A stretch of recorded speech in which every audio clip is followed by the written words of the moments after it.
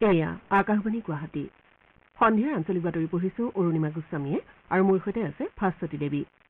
এতিয়া প্ৰধান বাতৰিসমূহ হ'ল দেশক বিশ্বৰ তৃতীয় অৰ্থনীতি হিচাপে গঢ়ি তোলাৰ ক্ষেত্ৰত কৃষি ক্ষেত্ৰৰ গুৰুত্বপূৰ্ণ ভূমিকা পালন কৰিব বুলি প্ৰধানমন্ত্ৰী কিষাণ সন্মান নিধি আঁচনিৰ সপ্তদশ কিস্তি মুকলি কৰি প্ৰধানমন্ত্ৰী নৰেন্দ্ৰ মোদীৰ মন্তব্য। মুখ্যমন্ত্ৰী ডঃ হিমন্ত বিশ্ব শৰ্মাৰ স্বাস্থ্য আৰু পৰিয়াল কল্যাণ বিভাগৰ দায়িত্ব গ্ৰহণ, মন্ত্ৰী কেশৱ মহন্তক পৰিবহণ, মীন আৰু আবকাৰী বিভাগৰ দায়িত্ব অৰ্পণ। IIT খড়গপুৰৰ ছাত্ৰাবাসত তিনিচুকীয়াৰ ছাত্ৰ ফাইজান আহমেদৰ মৃতদেহ উদ্ধাৰ হোৱা ঘটনাৰ CBI তদন্তৰ আহ্বানেৰে মুখ্যমন্ত্ৰী হিমন্ত বিশ্ব শৰ্মাৰ পশ্চিমবংগৰ মুখ্যমন্ত্ৰীলৈ পত্ৰ প্ৰেৰণ। ৰাজ্যৰ ভিন্ন প্ৰান্তত ধাৰাসাৰ বৰষুণৰ ফলত 14খন জিলাৰ কমেও 1 লাখ লোক বানত ক্ষতিগ্ৰস্ত আৰু ৰাজ্যৰ গৃহ আৰু ৰাজনৈতিক বিভাগৰ সচিব তথা ভাৰতীয় আৰক্ষী সেৱাৰ বিষয়া শিলাদিত্য চেতিয়াৰ আত্মহননৰ ঘটনাত অসম আৰক্ষীৰ গভীৰ শোক প্ৰকাশ। এতিয়া শুনো বিতং বাতৰি। দেশক বিশ্বৰ তৃতীয় অৰ্থনীতি হিচাপে গঢ়ি তোলাৰ ক্ষেত্ৰত কৃষি ক্ষেত্ৰই গুৰুত্বপূৰ্ণ ভূমিকা পালন কৰিব আৰু কৃষকসকলৰ আয় বৃদ্ধি কৰাটোৱে চৰকাৰৰ অন্যতম লক্ষ্য। বাৰাণসীৰ মেহদীগঞ্জত আয়োজিত প্ৰধানমন্ত্ৰী কিষাণ সন্মান সন্মিলনত ভাগ লৈ প্ৰধানমন্ত্ৰী মোদীয়ে এই মন্তব্য কৰিছে। প্ৰধানমন্ত্ৰীগৰাকীয়ে কয় যে চৰকাৰে গ্ৰহণ কৰা ব্যৱস্থা অনুসৰি কৃষিজাত সামগ্ৰী ৰপ্তানিৰ ক্ষেত্ৰত ভাৰতবৰ্ষ আগবাঢ়ি গৈছে। কৃষকৰ আয় বৃদ্ধিৰ ক্ষেত্ৰত চৰকাৰে লোৱা ব্যৱস্থা তথা পূৰ্বাঞ্চলৰ যোগাযোগ ব্যৱস্থা উন্নীতকৰণেৰে উন্নতিৰ নতুন পথ মুকলি কৰিছে। বিকশিত ভাৰত সংকল্প যাত্ৰাতে 1 কোটিৰো অধিক কৃষকে প্ৰধানমন্ত্ৰী কিষাণ আঁচনিত অন্তৰ্ভুক্ত হৈছে বুলিও প্ৰধানমন্ত্ৰীয়ে জানিবলৈ দিয়ে। এই সন্মিলনতে প্ৰধানমন্ত্ৰী মোদীয়ে প্ৰধানমন্ত্ৰী কিষাণ সন্মান নিধি আঁচনিৰ সপ্তদশ কিস্তি হিচাপে পোনপটীয়া লাভ হস্তান্তৰ ব্যৱস্থাৰে প্ৰায় 9 কোটি 26 লাখ হিতাধিকাৰী খেতিয়কলৈ 20,000 কোটিৰো অধিক টকা মোকলাই দিছে। বৰ্তমানলৈ 11 কোটিৰো অধিক যোগ্য কৃষক পৰিয়ালে প্ৰধানমন্ত্ৰী কিষাণ আঁচনিৰ অধীনত 3,04,000 কোটিৰো অধিক টকা লাভ কৰিছে। অনুষ্ঠানত শ্ৰীমোদীয়ে কৃষি সখী হিচাপে আত্মসহায়ক গোটত 30,000ৰো অধিক মহিলাক প্ৰমাণপত্ৰ বিতৰণৰ শুভাৰম্ভ কৰে। সন্মিলনৰ সৈতে সংগতি ৰাখি পোনপটীয়া ৱেবকাষ্টৰ জৰিয়তে দেশৰ কেইবাটাও নিৰ্বাচিত স্থানৰ বিশেষ অনুষ্ঠানৰ আয়োজন কৰা হৈছে। দেশৰ আন আন প্ৰান্তৰ লগতে গুৱাহাটীৰ শ্ৰীমন্ত শংকৰদেৱ কলাক্ষেত্ৰৰ মাধৱদেৱ প্ৰেক্ষাগৃহতো ৱেবকাষ্টৰ ব্যৱস্থা কৰা হয়। এই অনুষ্ঠানত কৃষিমন্ত্ৰী অতুল বৰা উপস্থিত থাকে। যোৰহাট জিলাৰ টিয়কৰ কলিয়াপানীৰ জিলা কৃষি বিজ্ঞান কেন্দ্ৰতো PM কিষাণ সন্মিলনৰ পোনপটীয়া ৱেবকাষ্টৰ ব্যৱস্থা কৰা হয়। কৃষক সন্মান সন্মিলনতো বিগত লোকসভা নিৰ্বাচনৰ কথা উল্লেখ কৰি প্ৰধানমন্ত্ৰীগৰাকীয়ে কয় যে গণতন্ত্ৰৰ এই উৎসৱত 31 কোটিৰো অধিক মহিলাই অংশগ্ৰহণ কৰে। এই সংখ্যা বিশ্বৰ ভিতৰতে অধিক আৰু আমেৰিকাৰ জনসংখ্যাৰ প্ৰায় সমান। বিশ্বত ক্ৰমাগতভাৱে 3বাৰলৈ যিকোনো নিৰ্বাচিত চৰকাৰ পুনৰ শাসনলৈ অহাটো খুবেই কম আৰু এয়া ভাৰতত প্ৰায় 60 বছৰৰ পিছত সম্ভৱ হৈছে বুলি প্ৰধানমন্ত্ৰীয়ে উল্লেখ কৰে। উল্লেখযোগ্য যে বাৰাণসী সমষ্টিৰ পৰা তৃতীয়বাৰলৈ সাংসদ হিচাপে নিৰ্বাচিত হোৱা প্ৰধানমন্ত্ৰী হিচাপে শপত গ্ৰহণ কৰাৰ পাছত প্ৰধানমন্ত্ৰী মোদীয়ে আজি প্ৰথমবাৰলৈ বাৰাণসী ভ্ৰমণ কৰে। ৰাজ্য চৰকাৰৰ মন্ত্ৰীসভাৰ দপ্তৰৰ কিছু সালসলনি ঘটোৱা হৈছে। এই অনুসৰি মুখ্যমন্ত্ৰী ডঃ হিমন্ত বিশ্ব শৰ্মাই পূৰ্বে মন্ত্ৰী কেশৱ মহন্তৰ হাতত থকা স্বাস্থ্য আৰু পৰিয়াল কল্যাণ বিভাগৰ দায়িত্ব নিজৰ হাতলৈ নিছে। সংসদীয় পৰিক্ৰমা বিভাগৰ হৈ মুখ্য সচিবে জাৰি কৰা নিৰ্দেশ অনুসৰি মন্ত্ৰী কেশৱ মহন্তক পৰিবহণ, মীন আৰু আবকাৰী বিভাগৰ দায়িত্ব দিয়া হৈছে। আনহাতে কেশৱ মহন্তৰ হাতত পূৰ্বৰে পৰা থকা বিজ্ঞান প্ৰযুক্তি আৰু জলবায়ু পৰিৱৰ্তন তথা তথ্য প্ৰযুক্তি বিভাগৰ দায়িত্বৰ সালসলনি ঘটোৱা হোৱা নাই। উল্লেখযোগ্য যে শেহতীয়া লোকসভা নিৰ্বাচনত সাংসদ হিচাপে নিৰ্বাচিত হোৱা পৰিমল শুক্লবৈদ্য পৰিবহণ, মীন আৰু আবকাৰী বিভাগৰ দায়িত্বত আছিল। পৰিমল শুক্লবৈদ্যৰ ধলাই সমষ্টিৰ বিধায়কৰ পদত্যাগ পত্ৰ আজি ৰাজ্যপালে গ্ৰহণ কৰে। মুখ্যমন্ত্ৰী হিমন্ত বিশ্ব শৰ্মাই IIT খড়গপুৰৰ ছাত্ৰাবাসত ৰহস্যজনক পৰিস্থিতিত তিনিচুকীয়াৰ কচুজানৰ ছাত্ৰ ফাইজান আহমেদৰ মৃতদেহ উদ্ধাৰ হোৱা ঘটনাৰ প্ৰকৃত সত্য উদঘাটনৰ বাবে বিষয়টোৰ তদন্ত CBIৰ হাতত অৰ্পণ কৰিবলৈ পশ্চিমবংগৰ মুখ্যমন্ত্ৰী মমতা বেনাৰ্জীক পত্ৰযোগে আহ্বান জনাইছে। মুখ্যমন্ত্ৰী ডঃ শৰ্মাই প্ৰেৰণ কৰা পত্ৰখনত ফাইজান আহমেদৰ অস্বাভাৱিক মৃত্যু সন্দৰ্ভত শেহতীয়াকৈ ফৰেন্সিক প্ৰতিবেদনত বিস্ফোৰক তথ্য পোহৰলৈ অহাৰ কথা উল্লেখ কৰি প্ৰয়াত আহমেদৰ পিতৃ মাতৃক ন্যায় প্ৰদানৰ নিশ্চিতিৰ বাবে এই অপৰাধৰ সৈতে জড়িত আন ব্যক্তিৰ বিৰুদ্ধে গোচৰ ৰুজু কৰাটো অত্যন্ত প্ৰয়োজনীয় বুলি উল্লেখ কৰে। উল্লেখযোগ্য যে 2022 চনৰ 20 অক্টোবৰত পশ্চিমবংগৰ মুখ্যমন্ত্ৰীগৰাকীক মুখ্যমন্ত্ৰী ডঃ শৰ্মাই ফাইজান আহমেদৰ অস্বাভাৱিক মৃত্যুৰ পুংখানুপুংখ তদন্তৰ বাবে অনুৰোধ জনাই এখন পত্ৰ প্ৰেৰণ কৰিছিল। 2022 চনৰ 14 অক্টোবৰত IIT খড়গপুৰৰ ছাত্ৰাবাসৰ কোঠাত ফাইজান আহমেদৰ মৃতদেহ উদ্ধাৰ হৈছিল। IIT কৰ্তৃপক্ষই এই আত্মহত্যাৰ ঘটনা বুলি প্ৰকাশ কৰিছিল যদিও প্ৰয়াত ফাইজানৰ পিতৃ মাতৃয়ে মৃতদেহত আঘাতৰ চিন দেখি হত্যা কৰা বুলি সন্দেহ প্ৰকাশ কৰিছিল। কলকাতা উচ্চ ন্যায়ালয়ৰ নিৰ্দেশ অনুসৰি প্ৰয়াত ফাইজানৰ কবৰ খান্দি দ্বিতীয়টো মৰণোত্তৰ পৰীক্ষা সম্পন্ন কৰা হৈছিল। আনহাতে শেহতীয়া প্ৰকাশ পোৱা ফৰেন্সিকৰ প্ৰতিবেদন অনুসৰি ফাইজানৰ ডিঙিৰ বাওঁফালে গুলীৰ আঘাত আৰু সোঁফালে ছুৰীৰ আঘাত আছিল। ইয়াৰ পৰিপ্ৰেক্ষিততে মুখ্যমন্ত্ৰীয়ে সমগ্ৰ ঘটনাৰ CBI তদন্তৰ পোষকতা কৰে। আন্তঃৰাষ্ট্ৰীয় যোগ দিৱস উদযাপনৰ বাবে মাজত 2টা দিন বাকী থকা অৱস্থাত সমগ্ৰ দেশজুৰি প্ৰস্তুতি প্ৰায় সম্পূৰ্ণ হৈছে। এইবাৰ প্ৰধানমন্ত্ৰী নৰেন্দ্ৰ মোদীৰ নেতৃত্বত জম্মু কাশ্মীৰৰ শ্ৰীনগৰত দিৱসৰ মূল কাৰ্যসূচী অনুষ্ঠিত হ'ব। শ্ৰীনগৰৰ শ্বেৰ-ই-কাশ্মীৰ আন্তঃৰাষ্ট্ৰীয় সন্মিলন কক্ষত এই অনুষ্ঠানৰ আয়োজন কৰা হৈছে। এইবাৰৰ যোগ দিৱসৰ বিষয় হৈছে ব্যক্তি আৰু সমাজৰ বাবে যোগ। ইপিনে কেন্দ্ৰীয় আয়ুষ মন্ত্ৰালয়ে ৰাষ্ট্ৰীয় আৰু আন্তঃৰাষ্ট্ৰীয় পৰ্যায়ত যোগৰ জনপ্ৰিয়তা বৃদ্ধি আৰু ইয়াৰ উপকাৰিতা সম্পৰ্কে প্ৰতিগৰাকী ব্যক্তিক অৱগত কৰোৱাৰ লক্ষ্যৰে প্ৰধানমন্ত্ৰী যোগ পুৰস্কাৰ প্ৰদানৰ কথা ঘোষণা কৰিছে। এই পুৰস্কাৰ ৰাষ্ট্ৰীয় আৰু আন্তঃৰাষ্ট্ৰীয় পৰ্যায়ৰ যোগ বিষয়ক সংস্থা আৰু ব্যক্তিক প্ৰদান কৰা হ'ব। দুটা ৰাষ্ট্ৰীয় বঁটা ভাৰতীয় মূলৰ ব্যক্তি বা সংস্থাক আৰু দুটা আন্তঃৰাষ্ট্ৰীয় বঁটা বিদেশত থকা ভাৰতীয় নাইবা বিদেশী ব্যক্তিক প্ৰদান কৰা হ'ব। তদুপৰি আয়ুষ মন্ত্ৰালয়ে পৰিয়ালৰ সৈতে যোগ সম্পৰ্কত ভিডিঅ' প্ৰতিযোগিতাৰো আয়োজন কৰিছে। যোগৰ গুৰুত্ব সম্প্ৰতি ভাৰততে নহয় সমগ্ৰ বিশ্বতে বৃদ্ধি পোৱাৰ পৰিপ্ৰেক্ষিতত এনেধৰণৰ পদক্ষেপ লোৱা হৈছে বুলি আয়ুষ মন্ত্ৰালয়ে প্ৰকাশ কৰিছে। যোগাভ্যাসৰ গুৰুত্ব আৰু প্ৰাসংগিকতা সম্পৰ্কত যোগ প্ৰশিক্ষক অৰূপজ্যোতি দাসে এইদৰে কয়। নমস্কাৰ, মই অৰূপজ্যোতি দাস, আসাম ষ্টেট য়োগা ইনচাৰ্জ সেৱা ভাৰতী পূৰ্বাঞ্চল। যিহেতু 10ম আন্তঃৰাষ্ট্ৰীয় যোগ দিৱস 21 জুনত সকলো বিশ্বতে যোগ দিৱসৰ আৰম্ভ কৰা হ'ব।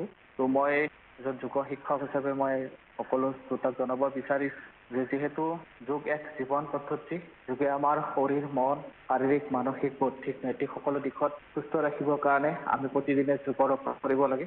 আৰু যোগে আমাৰ শৰীৰৰ প্ৰতিটো ক্ৰিয়া সুস্থভাৱে চলি থাকিবৰ কাৰণে আমি ৰাতিপুৱা বা আবেলি যিটো সময়ত আমাৰ কাৰণে খুব ভাল উপযুক্ত টাইম।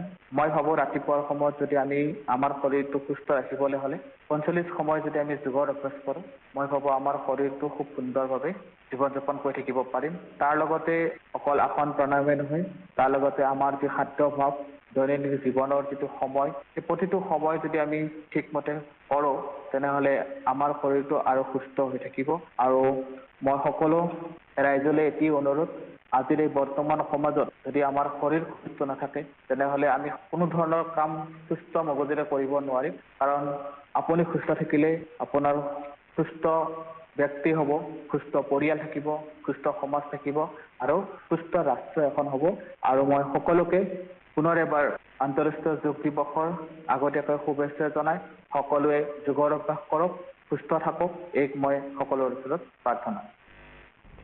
আন্তঃৰাষ্ট্ৰীয় যোগ দিৱস উদযাপনৰ বাবে ৰাজ্যজুৰি ব্যাপক প্ৰস্তুতি অব্যাহত আছে। বিভিন্ন জিলা প্ৰশাসনে যোগ দিৱস উদযাপনৰ সৈতে সংগতি ৰাখি ভালেমান কাৰ্যসূচী গ্ৰহণ কৰিছে। 10ম আন্তঃৰাষ্ট্ৰীয় যোগ দিৱসৰ পূৰ্বে তেজপুৰৰ বায়ুসেনা শিবিৰ আৰু শোণিতপুৰৰ দেৱেন্দ্ৰ নগৰত থকা সীমান্ত সুৰক্ষা বলৰ 68 নম্বৰ বেটেলিয়নত ৰাষ্ট্ৰীয় আয়ুষ অভিযান অসম আৰু শোণিতপুৰ জিলা প্ৰশাসনৰ উদ্যোগত যোগ প্ৰশিক্ষণ শিবিৰৰ আয়োজন কৰা হৈছে। তেজপুৰৰ বায়ুসেনা শিবিৰত অনুষ্ঠিত যোগ প্ৰশিক্ষণত শোণিতপুৰ জিলা আয়ুক্তৰ লগতে তেজপুৰৰ বায়ুসেনা শিবিৰৰ বিষয়াসকল উপস্থিত থাকে।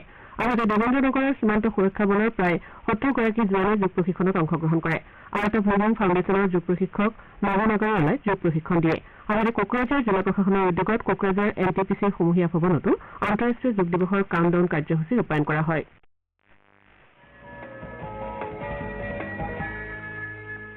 যোগাভ্যাস কৰক, চিন্তা আৰু অৱসাদমুক্ত হৈ থাকক। 21 জুনত আন্তঃৰাষ্ট্ৰীয় যোগ দিৱসৰ অংশীদাৰ হওক। আকাশবাণী গুৱাহাটী কেন্দ্ৰৰ আঞ্চলিক বাতৰি বিভাগৰ দ্বাৰা জনহিতাৰ্থে প্ৰচাৰিত।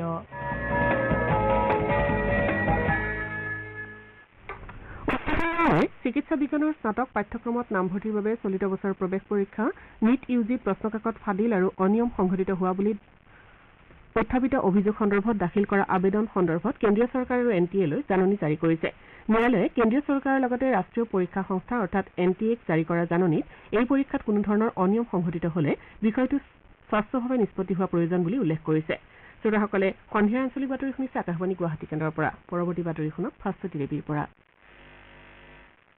বিগত কিছুদিন ধৰি ৰাজ্যৰ বিভিন্ন প্ৰান্তত হৈ থকা ধাৰাসাৰ বৰষুণৰ ফলত পুনৰ ভালেমান অঞ্চল প্লাবিত হৈছে। ৰাজ্যিক দুৰ্যোগ ব্যৱস্থাপনা প্ৰাধিকৰণৰ তথ্য অনুসৰি এই পৰ্যন্ত ৰাজ্যৰ 14খন জিলাৰ কমেও 1 লাখ লোক বানত ক্ষতিগ্ৰস্ত হৈছে। কোকৰাঝাৰ, নলবাৰী, কৰিমগঞ্জত বিগত 24 ঘণ্টাত বৰষুণৰ ফলত বান পৰিস্থিতিৰ অৱনতি ঘটিছে। ৰাজ্যিক দুৰ্যোগ ব্যৱস্থাপনা বিভাগে প্ৰকাশ কৰা অনুসৰি এতিয়ালৈকে ৰাজ্যত 300ৰো অধিক গাঁও বানৰ কবলত পৰিছে। বানত তামুলপুৰ, বঙাইগাঁও, কোকৰাঝাৰ, কৰিমগঞ্জ, লখিমপুৰ, ওদালগুৰি, দৰং, ধেমাজি, নগাঁও, হোজাই, চিৰাং, বৰপেটা, বাক্সা, নলবাৰী, গোৱালপাৰা জিলা ব্যাপকভাৱে ক্ষতিগ্ৰস্ত হৈছে। ৰাজ্যৰ কেইবাখনো নদীৰ জলপৃষ্ঠ বিপদসীমাৰ ওপৰেৰে বৈ থকা বুলি দুৰ্যোগ প্ৰশমন বিভাগে প্ৰকাশ কৰিছে। নগাঁও জিলাৰ কামপুৰ অঞ্চল বছৰৰ দ্বিতীয়টো বানত ক্ষতিৰ সন্মুখীন হৈছে। নেৰানেপেৰা বৰষুণ আৰু খান্দম জলবিদ্যুৎ প্ৰকল্পৰ পানী এৰি দিয়াত কামপুৰৰ বিস্তীৰ্ণ অঞ্চল বানৰ কবলত পৰিছে।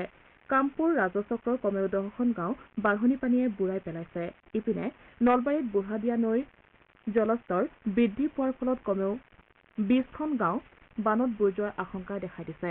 লক্ষুপুৰ, কেন্দুবাৰী, গান্ধী বস্তি ভোজকুচিকে ধৰি কেইবাখনো গাঁও বানৰ ফলত ক্ষতিৰ সন্মুখীন হোৱাৰ আশংকাই দেখা দিছে ইপিনে ধুবুৰী জিলাত ধাৰাসাৰ বৰষুণৰ ফলত গৌৰাং নৈ চেনে ফুটুকাৰে বাঢ়ি আহিছে তদুপৰি নৈখনৰ খহনীয়াই বিলাচীপাৰাৰ মায়াৰচৰ সংযোগী মূল পথটোৰ একাংশক খহাই পেলাইছে অঞ্চলটোৰ ৰাইজে জলসম্পদ বিভাগক ব্যৱস্থা গ্ৰহণৰ বাবে আহ্বান জনাইছে বাক্সা জিলাৰ ৰংদিয়াপাৰাত বানৰ ফলত স্বাভাৱিক জীৱন যাত্ৰা ব্যাহত হৈছে পল্লা নৈৰ বাঢ়নী পানীয়ে জিলাখনৰ বিভিন্ন অঞ্চল আৰু কেইবাখনো বিদ্যালয় বুৰাই পেলাইছে হাইলাকান্দি জিলাৰ বিভিন্ন প্ৰান্তৰ জনসাধাৰণ পুনৰ বানৰ ফলত ক্ষতিৰ সন্মুখীন হৈছে জিলাখনৰ চৰজপুৰ অঞ্চলত কেইবাখনো বিদ্যালয় বানত বুৰ গৈছে তদুপৰি চনবিলত গড়কাপ্তানি পথ পানীত বুৰ যোৱাৰ ফলত যোগাযোগ বিচ্ছিন্ন হৈছে একেদৰে জিলাখনৰ চিৰিজপুৰ আৰক্ষী চকী পানীত বুৰ গৈছে বজালী জিলাৰ পাঠশালাত পহুমৰা আৰু কালদিয়া নৈৰ জলপৃষ্ঠ বৃদ্ধি পোৱাৰ ফলত বান পৰিস্থিতি জটিল হৈছে বৰপেটা জিলাত ধাৰাসাৰ বৰষুণৰ ফলত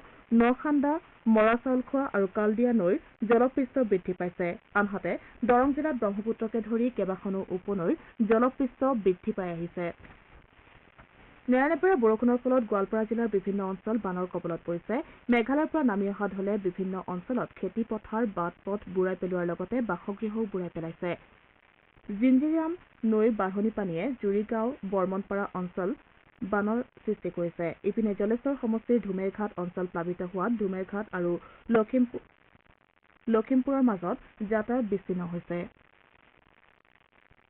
জিলাখনৰ ব্ৰহ্মপুত্ৰ দুধনৈ কৃষ্ণাই আৰু জিনাৰী নৈৰ পানী বৃদ্ধি পাইছে ইফালে মেঘালয়ৰ ৰাতাচৰাত পোৱা ভূমিস্খলনৰ ফলত শিলচৰ গুৱাহাটী সংযোগী ৬ নম্বৰ ৰাষ্ট্ৰীয় ঘাইপথৰ যান বাহনসমূহ এতিয়াও আবদ্ধ হৈ আছে ৰাতাচৰাত আজি পুৱতি নিশা পুনৰ ভূমিস্খলনৰ ঘটনা সংঘটিত হৈছে ৰাজ্যৰ গৃহ আৰু ৰাজনৈতিক বিভাগৰ সচিব তথা ভাৰতীয় আৰক্ষী সেৱাৰ বিষয়া শিলাদিত্য চেতিয়াৰ আত্মসন্মানৰ ঘটনাত অসম আৰক্ষীয়ে গভীৰ শোক প্ৰকাশ কৰিছে আৰক্ষী সঞ্চালক প্ৰধান জি পি সিঙে এই বিষয়ে প্ৰকাশ কৰি কয় যে দীৰ্ঘদিন ধৰি কৰ্কট ৰোগত আক্ৰান্ত হৈ থকা চেতিয়াৰ পত্নীৰ বিয়োগৰ পাছতে তেওঁ এই ঘটনা সংঘটিত কৰে এই ঘটনাত অসম আৰক্ষী শোকস্তব্ধ হৈ পৰিছে বুলি শ্ৰী সিঙে মন্তব্য কৰে উল্লেখ্য যে ২০০৯ চনৰ ভাৰতীয় আৰক্ষী সেৱাৰ বিষয়াত চেতিয়াই বিভিন্ন জিলাত দক্ষতাৰে কাৰ্যনিৰ্বাহ কৰিছিল বি টি আৰত আজি দুদিনীয়া বাজেট অধিৱেশনৰ আৰম্ভ হৈছে বি টি আৰৰ মুখ্য কাৰ্যবাহী প্ৰমোদ বড়োৱে প্ৰথম দিনাৰ অধিৱেশনত ২০২৪-২৫ বিত্তীয় বৰ্ষৰ বাবে প্ৰায়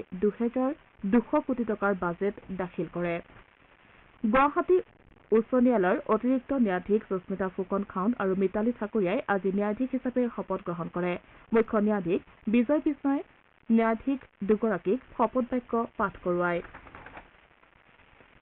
বিগত লোকসভা নিৰ্বাচনৰ ভোটগ্ৰহণৰ দিনা ভোটগ্ৰহণ কেন্দ্ৰসমূহ আদৰ্শ ভোটগ্ৰহণ কেন্দ্ৰৰ দৰে আকৰ্ষণীয় ৰূপত সজাই তোলা মৰিগাঁও নিৰ্বাচন জিলাৰ 4টা ভোটকেন্দ্ৰক পুৰস্কৃত কৰাৰ বাবে বাছনি কৰা হৈছে ইয়াৰ ভিতৰত জাগিৰোড বিধানসভা সমষ্টিৰ অন্তৰ্গত মৰিখুটিটোপ প্ৰাথমিক বিদ্যালয়ৰ ভোটকেন্দ্ৰ প্ৰথম স্থানত আছে একেটা সমষ্টিৰে জাগিৰোড উচ্চতৰ মাধ্যমিক বিদ্যালয়ৰ ভোটকেন্দ্ৰ দ্বিতীয় স্থানত আছে আনহাতে মৰিগাঁও সমষ্টিৰ কলমবাৰী প্ৰাথমিক বিদ্যালয়ৰ ভোটকেন্দ্ৰ তৃতীয় স্থানত আছে ইয়াৰ উপৰি মৰিগাঁৱৰ লাহৰীঘাট সমষ্টিৰ খলিহামাৰী পথাৰ এম ভি ভোটকেন্দ্ৰলৈ নিচুকনি বঁটাৰ বাবে বাছনি কৰা হৈছে উল্লেখযোগ্য যে বিগত সাধাৰণ নিৰ্বাচনত মৰিগাঁও জিলা আয়ুক্তৰ তৎপৰতাত জিলাখনৰ প্ৰতিটো ভোটকেন্দ্ৰ সুন্দৰকৈ সজাই পৰাই তোলাৰ প্ৰয়াস কৰা হৈছিল ইয়াৰ বাবে জিলা আয়ুক্তগৰাকীয়ে নিৰ্বাচনী জিলাখনৰ ৫২৯ বিদ্যালয়ৰ প্ৰধান শিক্ষকক নিজৰ বিদ্যালয়খন তথা ভোটকেন্দ্ৰ আকৰ্ষণীয় ৰূপত সজাই তুলিবলৈ এখন সভাপতি